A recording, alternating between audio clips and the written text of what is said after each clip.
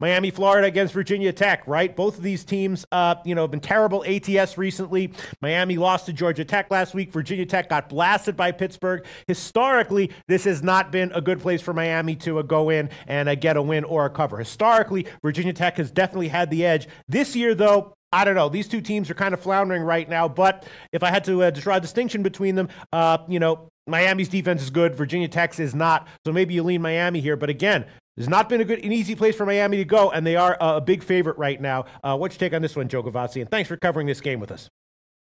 You can throw all the records out the window about past history. These two teams' current form is what is dominant in everyone's mind.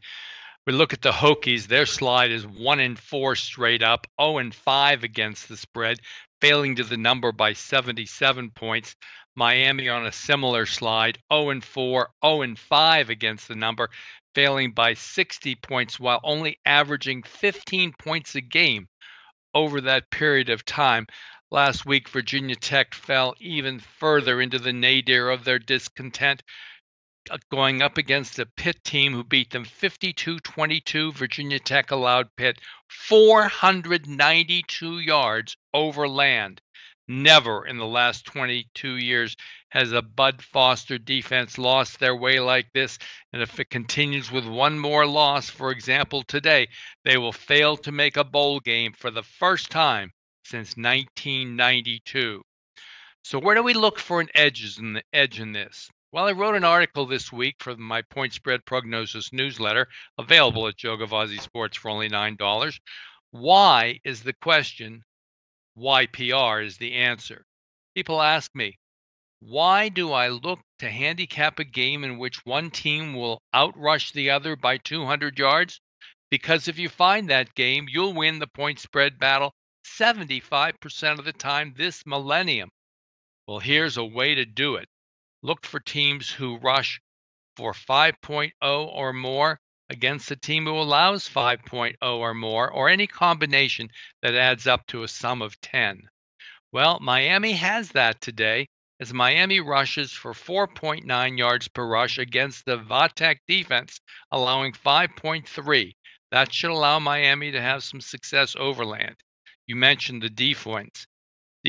Miami 11 points better, 179 yards better, and 2.3 yards per play better. We'll take Miami here with the better running game and the better defense in a game where it's loser goes home Saturday afternoon in Blacksburg. Wow, tough game. Joe Gavazzi has tackled it. Now is the nadir of Virginia Tech's discontent. And it might get a little bit worse. He likes Miami. It's a split line right now, 5, 5.5, or 6. So we'll give you the 5. Miami, Florida, -5, -112. Can't say I disagree with it. It just feels a little bit like a side that the Sharps will be probably betting against. Ian Cameron, what do you think, Virginia Tech or Miami, Florida?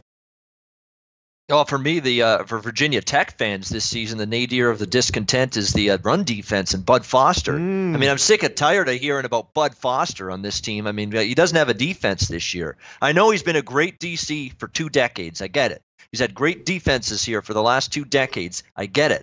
This ain't one of those defenses. All right, so enough about how the greatness and the acumen of Bud Foster already. I've heard it all season long, even when they've been struggling. It's time to park that, because he doesn't have personnel this year to operate and execute his defense. And we're seeing them getting carved up on a weekly basis against the run.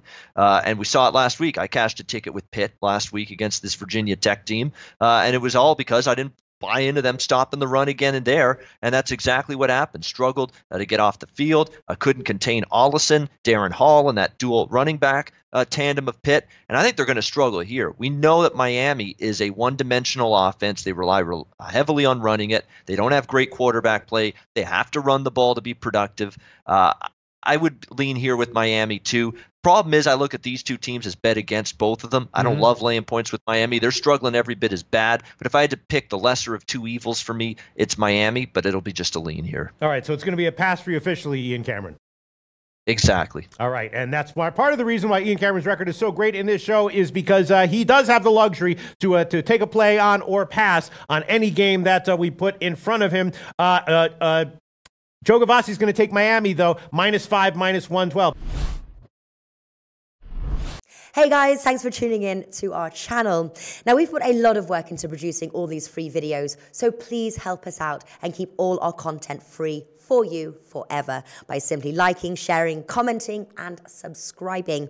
Now, not to mention, a visit to our industry-leading website will warm the hearts of all our SBR employees, especially myself. Now, the links are over there to the left, so do check those out. Thanks for watching.